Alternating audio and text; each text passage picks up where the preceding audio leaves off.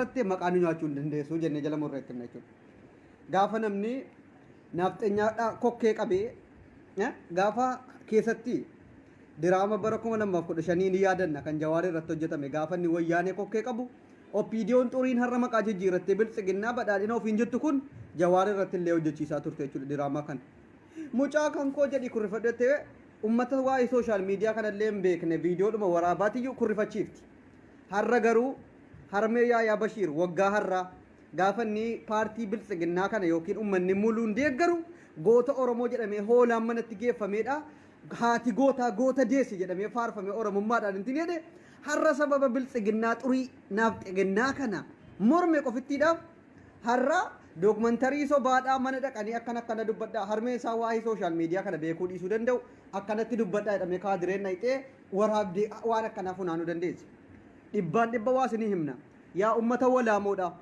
yaa ummata amaama marattee innaataachuu tibbadaa'ee sharmuxaalee jooti isin gizee dhibba irratti isinii deebinee isinitti himna qeerroon jimmaa adabattee fuulii kan kee adabattee goodarree kan kee nyaattee hin teessu taanaan amaamaa marattee maqaa ummata jimmaa balleessuudhaaf ati walaamoon eddeen dhufte hin beekamne hayyoota keenya waa'ee oromummaa isaaniitiif gabbahanii quuqaman irraa nuuf bu'i yeroo baay'ee isinitti himne abiyyi kan kee fudhuutii minilikii wajjin goondaritti gali lafti jimmaa kan oromooti ati nafxeenyaan amaamaa marattee waslaattaan jechuudha gabbaatee gaafa namni biltsiginnaa morme Yaayaa Bashiir akkana guraage insha Allah ati har'a afaan oromoo dubbattaa ipp jala hudduu arraabdu dhibbi kan kee walirra kaa'amee kiiloo tokko yookiin nuusii Yaayaa Bashiir har'a oromoof hojjetu gahuus hin dandeessu hin geessus jala murreessi himna nuti qeerroon jimmaa guraageedhaaf yamaniis hin jettanii maqaatti baaftan hayyoota keenya jabeeffannee wajjin deemna isin gadi bu'oota hin baddu oromiyaa keessaayis jimmaan keessatti cundurri lafa qabattee har'a goodarreedhaan garaa of guuttee sheeka of fakkeessitee gabbaatee waa'ee oromummaadhaan nuti akkana namni biltsiginnaa qeequ karaarraa maqee jira maqaa firaa nyaate dhuufu waa'ee siyaasaan beektu ati cal jedhii goodarree kan kee nyaadhu alaabaa abaabaa marattee birrii 1,000 bitamtee gadi baatee qeerroo irratti nurratti naqqisin nuti gabrummaa jala jirra aboo ummata hoolaa waa tokko hin beekne amaamaan itti marame gabbahi abiyyiin faarsi abiyyiin inni kana waggaa meeqa bulcha nuti gabrummaa jala hin jirru eenyu isin bakka buufate dawroon eessaa dhufte waa'ee jimmaan bakka buute jimma biyya abbaa jifaari isini warri qubattummaan gahoo hidhuudhaaf warri quraana qara'uudhaaf dhufe achitti lafti sii kennamnaan haftan warra har'a gabbaatanii warra waa'ee oromummaatiif dubbatu waa'een oromummaa aboo Yaayaa Bashiir isin har'a guraageedha jettanu sababa nafxeenyaa jala dhaqee Daani'el Kibreetii hudduu jala fiiguu didee akka keessan har'a isin oromummaa fudhattanii goondaritti abiyyii wajjin of fiskitu aboo otuu guraagee ta'e Birhaanuu Naggaatii wajjin beekumsa isaa kanatti fayyadamee Yaayaa Bashiir nama har'a darajaa guddaa ga'u bar sababa oromummaa isaatiif abiyooti diina oromooti har'as diina oromooti minilikii wajjiniin boolla seentu isinis jimmaan bakka hin buutanu taa gadan irraa hoola gabbee dhufee waan nutti himaa aboo warri gaafa waggaa kanaa hoolaa uduriyyaa fudhattanii mana maatii Yaayaa gootni goota dhalti jettan sababanni paartii biltsiginnaa isiniif deeggaree miti har'a kan isin oromummaa irraa murqitanii quraana qara'uudhaaf Bashiir akkana jettanii waan hin jirre wallaala gadi bu'oota aboo abiyyi jechuun nama abbaa isaa diqqoo abbaa biddeenaa isaa Ahmadiin marzii nyaachise ajjeese miti obbiratti waame diqqoo iccitiinsaa gabbaadha har'a si waa'ee Yaayaa Bashiir oromummaa isaa qofa lallabeef kokkee sin qabee jennaan nama tokko irratti xiyyeeffattanii wacuun keessanuu dhuufuu ta'uu keessan argisiisa warri biltsiginnaa isin biltsiginnoonni keessattuu cuduraan lafa jimmaa keessatti dhuftee wal horte huummoon guddaan si kabajan beektu waan sobaa gabbaate miidiyaa irratti akkana ilmi keenya akkana abiyyiin fudhuutii hudduu arreeseen isin jenne bar garuu maqaa jimmaatiin hin daldalin jimma lafa oromooti lafa dawroon akka keetiitiif nafxeenyaan afaan oromoo dubbattu dhuftee waa'ee hayyoota oromoo xiqqeessuudhaaf jimmarraa kabaja fuuchuudhaaf fuulii tokkoon birrii 1,800 bitamtee xirxiritti jettu miti hin qaanfattanuu isin gaafa waggaa kanaa Yaayaa Bashiir haati goota deessi jettanii hoolaa bitattanii dhayxanii achitti intini jettanii baatan paartii keessan deeggaruu yoo dide namni oromummaati irraa mulqamee sabni biraa kennamaafi isinirra guraagee har'a oromoodhaaf sagalee ta'aru yeroo oromoon gabrummaa jalatti kufee nafxeenyaan nurratti dorrobdu kan sagalee nuuf ta'u guraagee Yaayaa Bashiir nu wayya isin dawroo iduu keessatti afaan oromoo baratee nu nyaatu huummota isiniin jenna sharmuxooj eessa abbaa keetitti gayyaatee dhufte ati harmee Yaayaa Bashiir kan intiniin jenne dirqamaan kaadirootatti ergitee يا درافو أتجا أكنا إسانة سرا كان دبّت وجدت أتي وان إيبان ميديا رتكابو إسانة ستبيكو مسكينة أكاسان دير كمان دبّتارا نمو إيبان إبتي إرابي كمان namni gabbaye waa'ee citii ilmoo fi akkana jedhee waa meeqa haasofsiisaatti nisin maaltu beeka saayyuu immoo yookiin sagalee harmee isaa waa biraa waraabdanii irraa qottaniitiyyuu nama wal farankaadhaan bitame sagalee jala galchuu dandeessu isin waan hin jirre har'a waggaa tokko keessa kara guraagummaatti jijjiirame yaayaa bashiir waggaadha goota oromoodha haati goota deessi jettanii hoolaa bittanii achitti wal geessanii akka intiniitti zayyaraa turtan waggaa tokko keessa sababa abiyoot kaasa'uun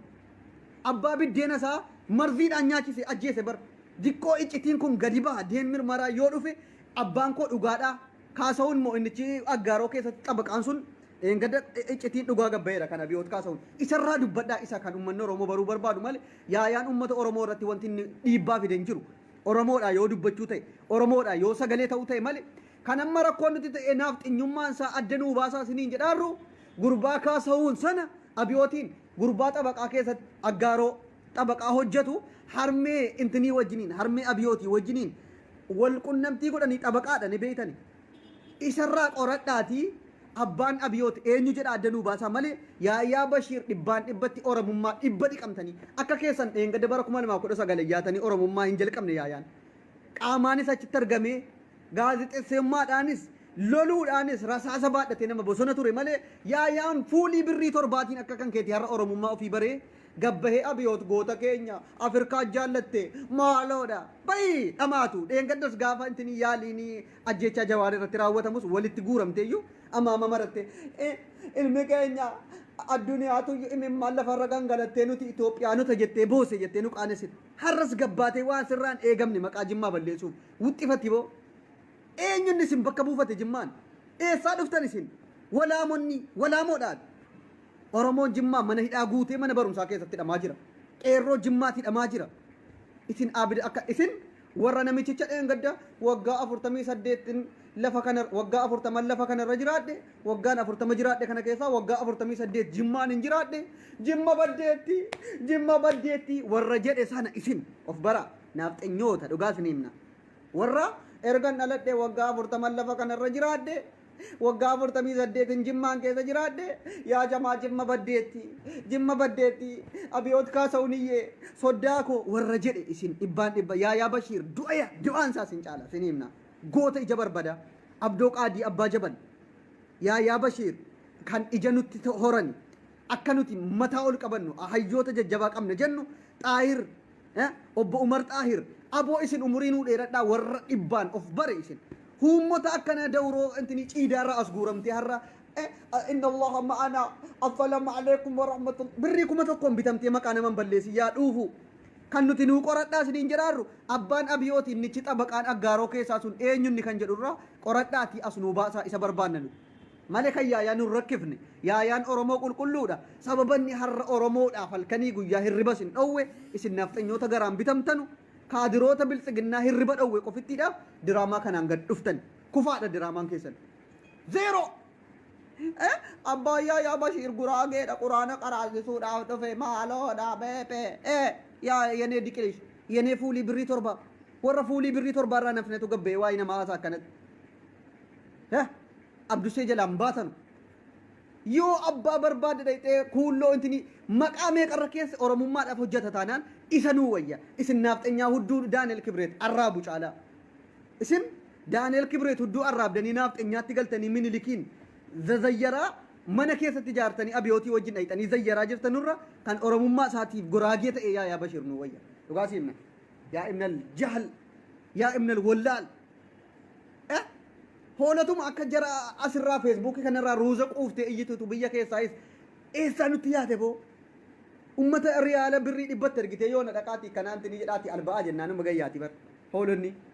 nuti sin jala dhaabbanna oromoon qulqulluun ilmaan abbaa jifaar eessa abbaa keessanitti dhuftasan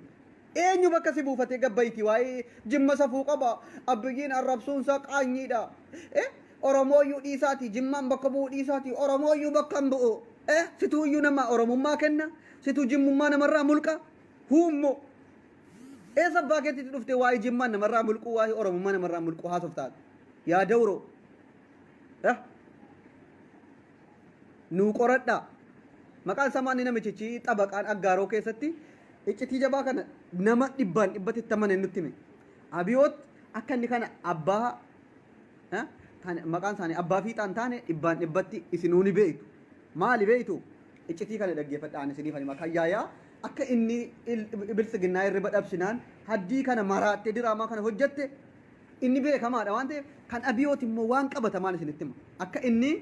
kan kaasa entini maqaan samaanni masrashaa moo aggaaroo keessatti xabaqaadha namichichi naafxeenyaa dhibbaan dhibbatti beekamaadha harmeen tizzitaa waldeedha tizzitaa ni beektu harmeen isaa goondarii irraa siin dhuftee abbaa fiixaatti heerumtee turte abbaa fiixaatti heerumtee wajjin jiraataa turte otuu wajjiniin jiraatanuu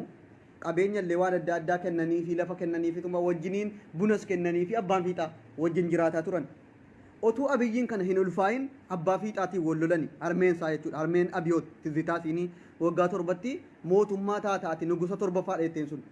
otuu akkasitti ijoollee warra kaanitti ni jettee ammallee abiyyiin kana hin ulfaayin abbaa fiixaatiin wal lolanii hiikaarra ga'e dubbiin wal hiikuudhaaf gahanii achumaan abbaan fiixaatis hiikuudhaaf hala jedhan bakka baatee magaalaa aggaaroo keessatti kissii jammarte abbaa fiixaatiin wal dhiisuudhaaf gaafa kissii jammarte jettu namichichi kun isiidhaaf xabaqaa bitamee abbaa fiixaa kasasu jechuudha wajjiniin xabaqaa beetumti namni xabaqaa bitata gaafa waa kasasu otuu akka jedhanuu isiinis silaa goondarii dhufti afaan amaariffaan beekti namichicha xabaqaa kanaa wajjiniin jinjanaa keessa galan akkasitti jinjanaa keessa galanii gaafa jinjanaa keessa galamee akkana jedhamu murteen maalirra gahee dhaqamee abbaa fiixaatiin kalaas jaartii keessa na hiikaa jettee jirti qabeenya isiidhaa qixxeetti qoodaa fi qabeenya isii hamma isiin qixxeetti qoodaa fi qixxeetti qooduu fi qabdu jennaan tizzitaadha abbaan fiixaa immoo qabeenya kana qooduurra deeffachuu naa wayya jedhanii jaarsummaa itti ergatanu namittittiin kun immoo tizzitaan namichichi xabaqaa wajjiniin ulfa ji'a 3 garaatti qabattee jirti maal godharre sila wal lolanii walii kuuf ture qabeenya qoodachuurra gaafa ga'u jaarsummaadhaan dhiisanii araarfatanii wajjin jiraatan abiyoot yedduu kanatti ulfaa'e jechuudha hamma namichichi xabaqaa aggaaroo keessa jiraatu sana kaasa'u immoo camada maqaan isaa waan akkasii wayi sanarratti ulfa ji'a 3 fudhattee abbaa fiixaatti deebite jechuudha qabeenya qoodachuurra gahee namichichi xabaqaan kun itti fe'e jechuudha abiyootiin amma abbaan kee eenyuun jettanii isa dhugumaatu deen mirmaraa godhamee abiyyi kan namichicha xabaqaa kanaati jechuudha xabaqaa ammaayyuu lubbuun jira warri beektan qoradhaa ragaa dheengaddas raayyaa abbaa duraatis qoratee waan dhugaa gadi isinii baase kan abiyoot qofittii barbaadaa turre dhugaan jirtu kanum tizzitaan kan isiin abiyyiin ulfoofte saba yedduu abbaa fiixaatiin wal loltee wal kasaftu sana keessa abiyyiin garaatti hafe jechuudha ulfa ji'a 3 qabattee abbaa fiixaatti deebite jechuudha achumaan booda maqaan isaa abiyootitti moggaafame achumaan erga quraana jalqabee harmeen isaa tizzitaan kun abiyootitti moggaafte maqaa isaa abiyooti jechuun gaafa hiikamu minilik duraan jecha abiyooti jedhu kana baay'ee jaallate achumaan tizzitaan abiyooti jettee moggaafteef abbaan fiixaa erga quraanatti galchanii abiyyiin kan abiyyiin quraanatti galchuu jedhanii maqaa isaa abiyootirraa karaa abiyyitti jijjiiran jechuudha abiyyitti jijjiiran tizzitaan kan isinitti moggaafte sababa namichichi masrashaa moo mangashaa jedhanu xabaqaan kun naafxeenyaa ta'eef walii galteedhaan maqaa ilma keenyaa kana abiyootitti moggaafachuu qabna jedhanii abiyootitti mogga'e nuti maqaa lafaa kaanee abiyoota shaagireen jenne waan dhugumaa isinitti maa jira kayyaayaa dhiisaa waan hin jirre sababa inni bilisiginnaa irra badhowwe garuu kan abiyyi isa dhugaadhaan naafxeenyaa ta'e isa dhugaadhaan ilma abbaa ofii morme maaf dhoskitanii kayyaayaa isin quuqe kana nuuf gadi baasaa jenne malee nuti mee amma diin marmaraa of godhaa abiyyi abbaan isaa eenyuun akka ta'e diqqoo abbaa fiixaatiin godhamaadhaaf achitti 4 kiilootti waamee summiidhaan bal godhee karaarraa dabse awwaalcha isaanii irratti akka namni hin argamne la dalagaa keessan dalagadhaa annaqeen awwaalchisa ichi kabaja abbaa ofii otuu abbaa ta'e bar abiyyi yoo akkam ta'e qanii tokko mee abiyyoot abbaa fiixaa masra eddee deemetti harmeen koo goota harmeen koo waggaa 7 nugusa taatanaan jette tizzitaan koo harmeen koo kana qanii tokko abbaan kan koo akkana jedhee beeka gurbaan abiyoot maaltuyyuu isin maraacha yaa warra ippiippiidha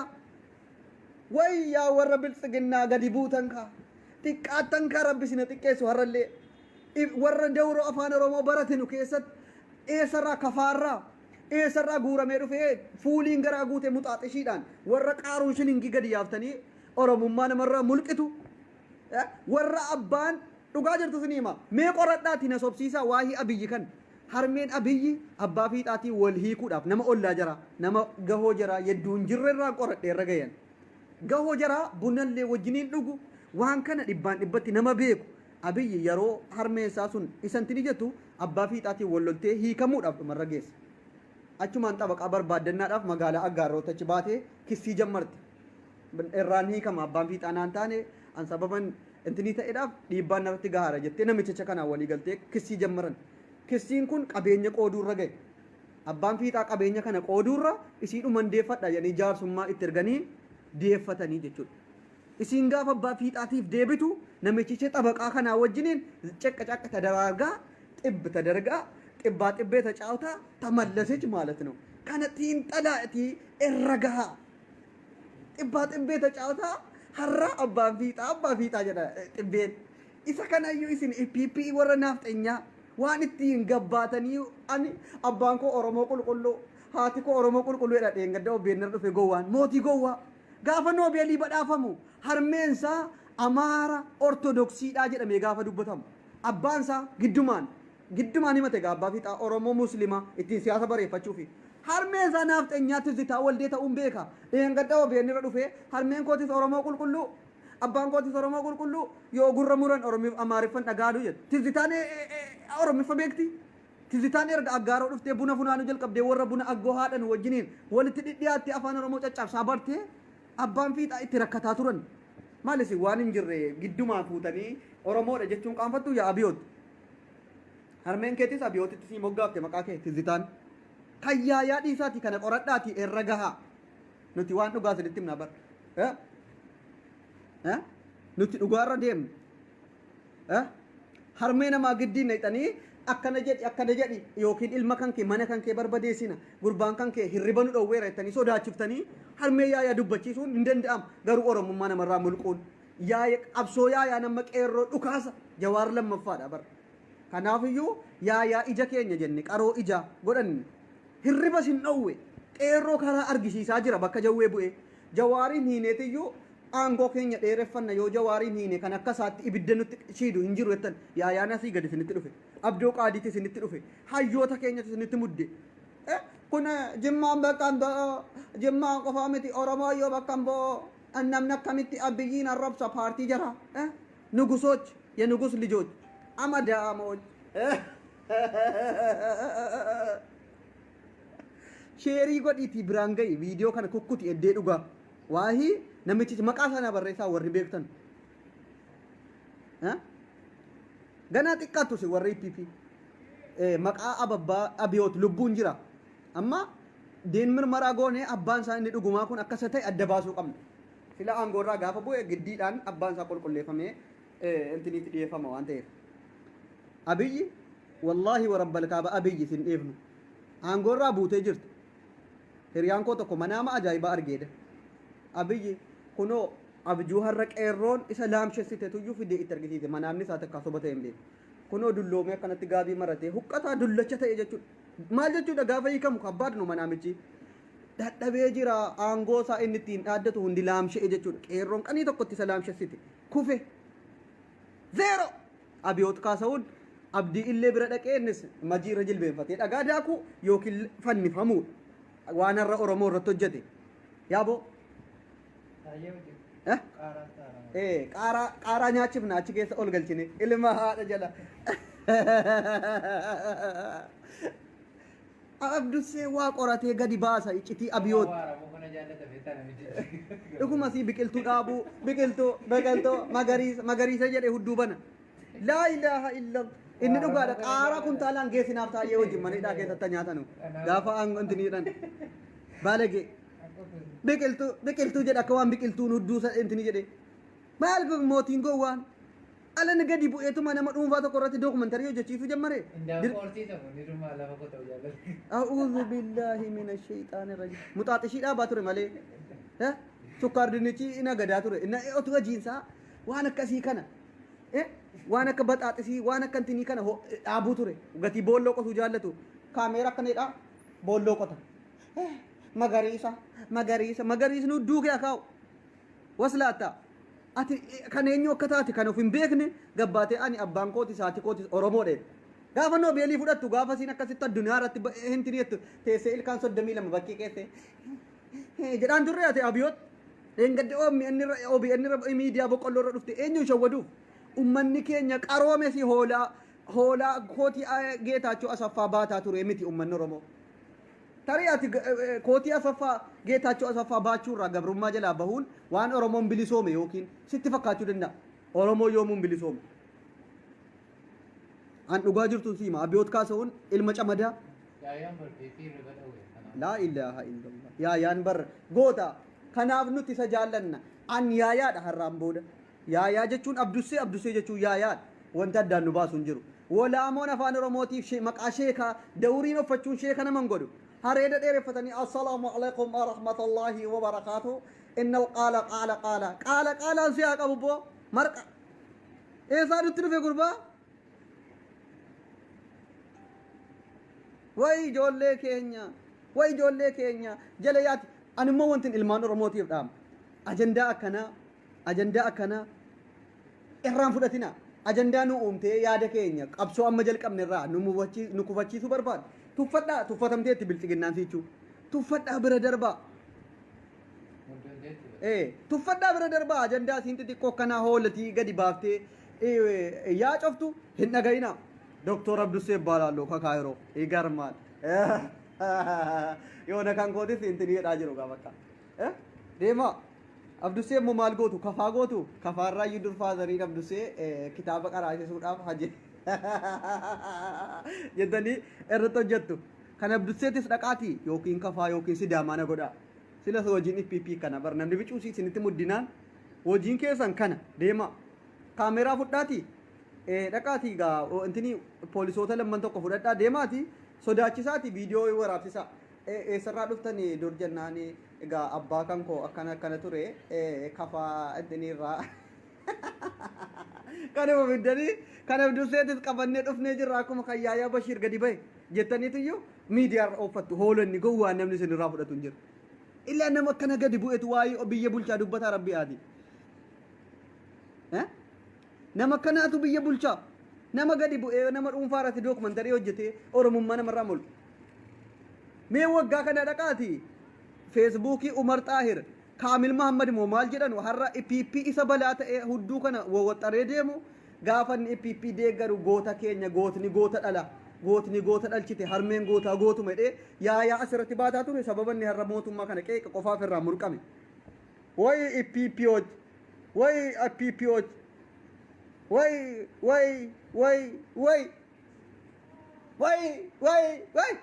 Allahu akbar biltigina la'natullah alayka ya biltigina يا نفتقنا لعنة الله عليكم لعنة الله عليكم يا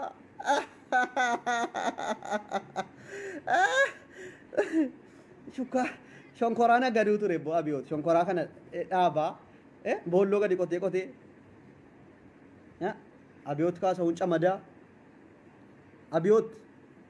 سما أبيوت لكك qeeroon sitti kaatee jirti ati dookumantarii akkanaa yaa caatu namni si dhaga'u hin jiru liqaq huxaa ka oromiyaa ውስጥ 3 ጊዜ ጮኸ ሁጣ ከ4 ኪሎ ቡቄ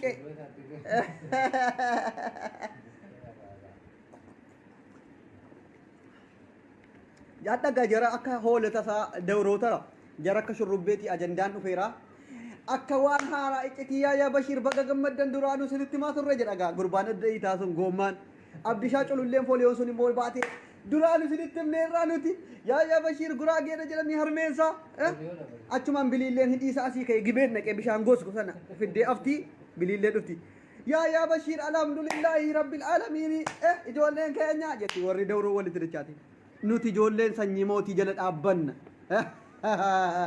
tokkittiin abdusoo dawroota kuma afaan qabachiisuu danda'a tokkitti abduseer kan baatanu dhugaa qabna dhugaan qabsoofna ni injifanna waan ta'eef yaa bashiir har'as oromoo boris oromoo qabsaa ilma oromoo gameessa namaa qaroo ilma oromooti yaa bashiir hooletiin dawroon akka keessanii maqaa nu balleessuudhaan diraamaa waan hin jirreen mut jettee ilmi kaasa'uun ajandaa kana isinitti kennee jennaan isin hirkaan fudhannu nuti يا إلمان كاسون ها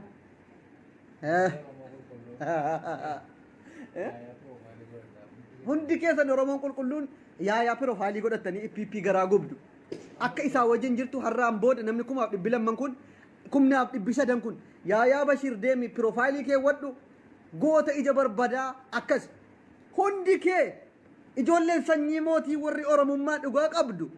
dawroota akkanaa afaan qabachiisi dawroota akkanaa afaan naa qabachiisi yaa ilma sabaa yaa nafxinyoch ወይ abdusseen tokko ittiin hirriba sin dhowwaan isiniin jedhe narkaan baatanu amma abdishaa fooliyoo sana fa'iituyyuu yaa Bashir irratti ajandaa godhate gaafa dubbatu qaanyee miti gurbaa shurrubbee adda ta'aadhaa fool intinii sun goommaan gabbahee kunoo gaa laaptooppii cufaa wayii qabatee dhufaa qabsaadha bakka amma gaafa inni galee eenyuun laaptooppii harkaa sana akka badaate laaptooppii cufaa san biliilleen galtee intinii irratti eegdee harkaa fuutu maaliif qabsoo way ijoollee keenya way abdu seekiyya adara rabbii rasuuliyaati warri piroofaayilii abiyoot irraa qabdanu koomintii naan kenninaa na jibbisiiftu sin fokkataa bifan qabdanu nama beekaa tokkollee of duukaan qabdan na jedhan nufinaa koomintii koo jedhan na jibbisiifti yeroo kana abiyootiin piroofaayilii kee wattee dhufte mee afaan oromoon barreessi yookiin na jedhan nufin na jibbisiifta warabbal kaaba akkati na ciigaasiftu shamarran keetis ummata kaarotiidhaan qodaa of irraa cicciree fixe shamarran isaa maal nama tokkittiin dhabe meemee biltsiginnaan dhumti kun eenyuun ilaaltee deeggar aktiivistiin jaraa shurrubbee aktiivistiin jaraa bishaa aktiivistiin jaraa tokkittii sandaaboo onnee irratti abbichuu koo itti barreeffatte daansiidhaan harmi kun biyya isiin jirtu harma qabsiisaa mootuut maajaan jedhan hin jiru ta'ee gaarii yaateetti biltsiginnaa dhuguma si gaariin dur biltsiginnaatti da'u gongortee deeggaraattu as deebite gara oromummaa amma tokkittii sandaaboo harmisiisuun qofittiin jechuun otuu achii gadhiifame kaayiroo kanatti daaraa nu godha bar aktiivistii biltsiginnaati tokkittii sandaaboo biliilleen hidhiinsiisuun otuu gadhiifame asitti dhufee minxaafii ta'e irra rafuu danda'amu Allahu akbar aktiivistii biltsiginnaati way mee nama tokko biltsiginnaa keessaa nama gaarii tokko warra waa tokkollee uumuu danda'anu naa himame ma aktiivistoota biltsiginnaa mee nama tokko nu himaa jennee dhabne fooliyoodha si maqaan si fooliyoodha ba ijoollee jala deemee abdeeshaa way jedha fooliyoo an bar maqaan itti godha bar jara dhuufuu kasii waamuun jaaladhu maqaa kootii waamamuu jaallatti jarri maaliif bakka darajaa dhumarra gallee hadhaabdu siin maqaa keenya dubbi inni lilchaatti yoona mana keessa barri cufatte wuy makarina kanaafuu yaa Bashir piroofaayilii godhadhaa ilmaan oromoo fitnee jirra waan ta'eef sheer godhaa daqiiqaa 34 kun yoo bicate sheerii 2000 godhamuu qaba ቀላል ነገር አይደለም የተናገርነው ዶጎማ namni dhibbi tokko biltsiginnaa ta'uun dhiiftu as keessaa dhugaa Allahu akbar asaaseen ofitti asaasee abo oromoo ta'uun kun nama boonsa dhugaan isin jedha horii jedha kun info fokkisa sii warri yaa biyyo entini deeggaru kun hundi sii bushtii abdussee waata jedhanii waata jechuun maa inni ay wama dubbatanu dhabanii maratanii roba kanattis maqaa baasaaru eengadde abbaa tamaam distii jennaan abbaan